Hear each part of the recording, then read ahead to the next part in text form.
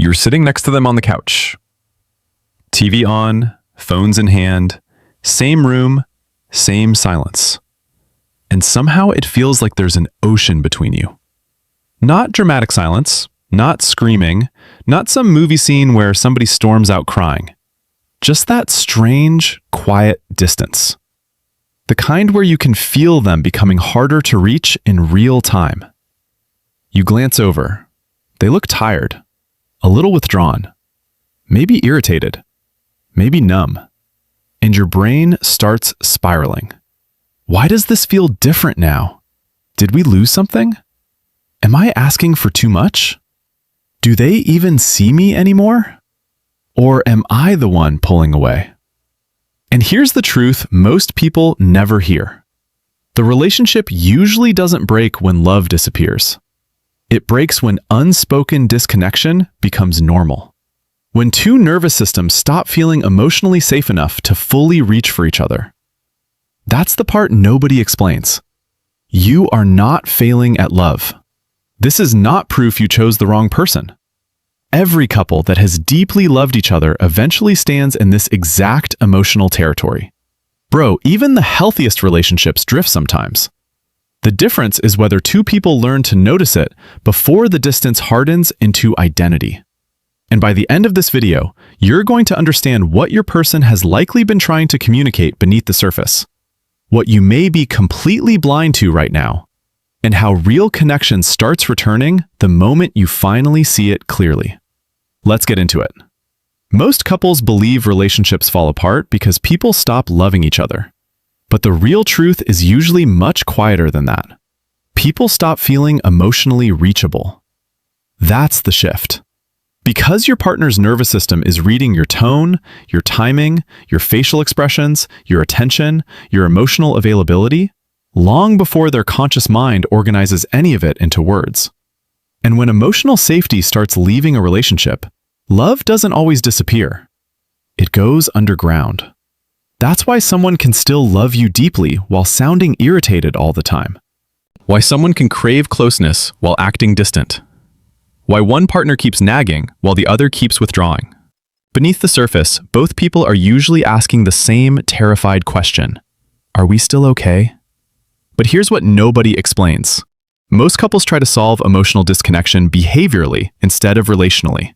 More date nights, more texting, more communication techniques. Not deeper presence, not emotional honesty, not nervous system safety. And without those things, even good efforts can start feeling mechanical. Because intimacy is not built from perfectly worded conversations. It's built from repeated moments where two people feel emotionally safe enough to stay real with each other. That's the real work. And this is where it gets really interesting.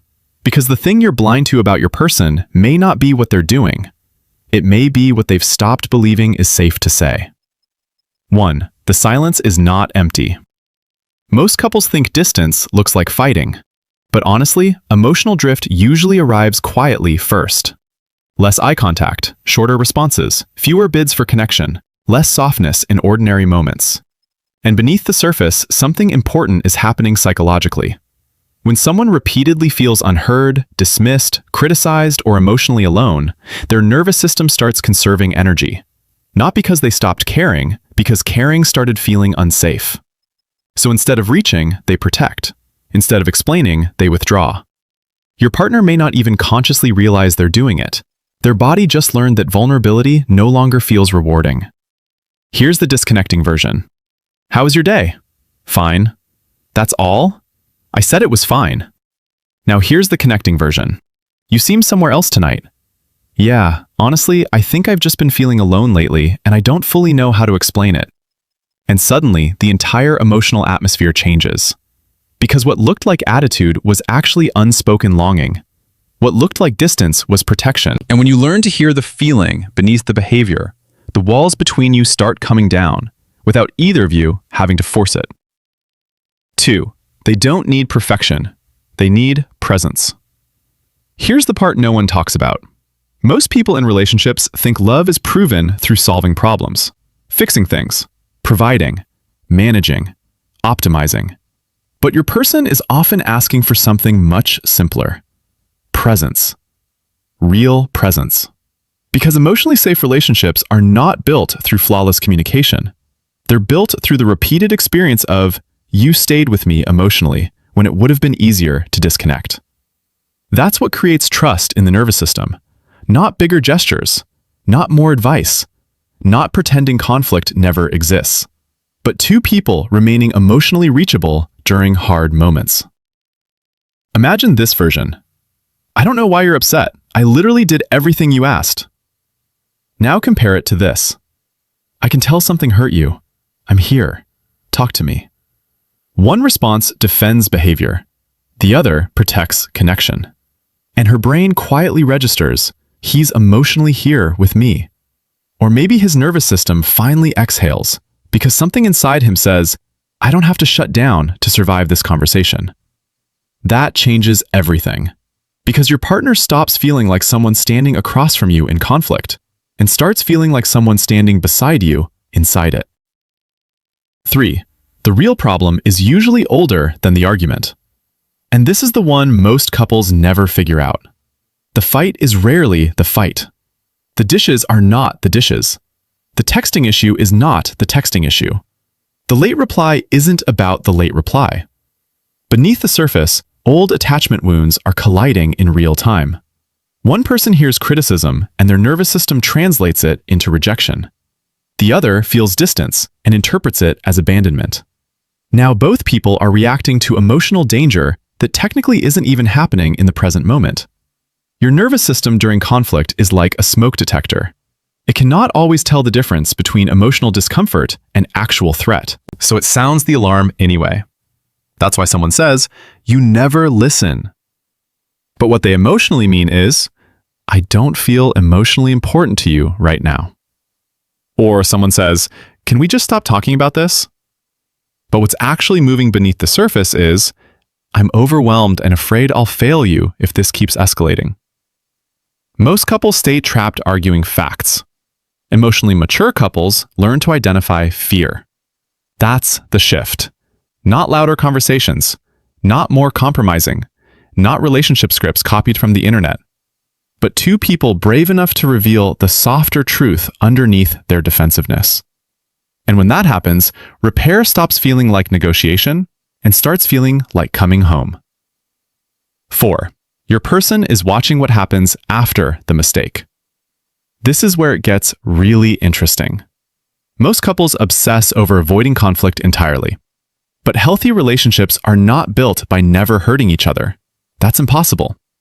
Real intimacy is built through repair, through what happens after the misunderstanding, after the withdrawal, after the defensiveness. Because your partner is constantly learning one of two things. When things get hard, are you still emotionally available? Or, do I lose you the moment tension enters the room? That learning becomes relationship identity over time. Here's the disconnecting version. Why are you still upset? I already apologized. Now, the connecting version. I know I said sorry, but I don't think I fully understood how alone that made you feel. That sentence lands differently, because now your partner feels emotionally seen instead of emotionally managed. And here's what changes everything. Repair is not a communication hack. This is what emotionally mature love actually looks like. Not ego protecting itself, not keeping score, not needing to win the conversation, but caring more about reconnection than self-defense. That's when scar tissue slowly starts softening. That's when your relationship begins feeling emotionally safe again. 5. They need to feel chosen again. And honestly, man, this might be the deepest one. Most couples slowly stop turning toward each other in tiny moments long before they realize they're drifting emotionally. Not just gradually. Life gets loud. Stress increases. Attention fractures. And intimacy starts starving quietly in the background. Because connection is rarely lost in one catastrophic moment. It fades through 100 tiny moments where emotional bids stop being answered. A comment ignored. A story half listened to. A touch not returned. A vulnerable moment rushed past. Intimacy isn't built in grand gestures. It's built in 30-second moments where you choose to look up, where you pause, where your person feels emotionally prioritized again. Imagine your partner says, "Today was rough." And the disconnecting response is, "Yeah, mine too." Now compare that to, "Come here, what happened?" Small sentence, massive emotional impact. Because what moves through them is, "I matter to you again. I can still reach you. I'm not alone in this relationship." And here's the thing. This isn't about becoming perfect. This isn't about constant emotional intensity. This isn't about performing romance 24 hours a day. It's about becoming someone who stays emotionally awake inside the relationship they already have. That's real love. That's real presence. That's what stops two people from slowly becoming strangers while technically staying together. Because the truth is, your person has probably been communicating with you the entire time.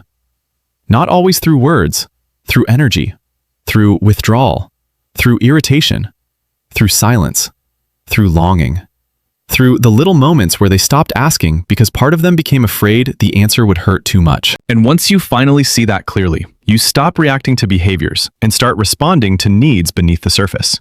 You stop trying to win. You start trying to understand. You stop seeing your partner as difficult. You start seeing the scared, hopeful, emotionally human person underneath the patterns. And that changes the emotional climate of a relationship faster than almost anything else. This isn't a checklist. It's an invitation to become more emotionally present, more self-aware, and more intentional with the person you love. Because when you internalize this, your partner feels the difference before you even explain it. They feel safer, closer, more emotionally chosen. And over time, that safety becomes the foundation real intimacy grows from. These aren't just tips for a better relationship. They're the beginning of becoming the kind of partner you always wished someone would be for you. And the relationship you want doesn't start when everything finally feels easy. It starts the moment two people stop protecting themselves from each other and start turning toward each other again.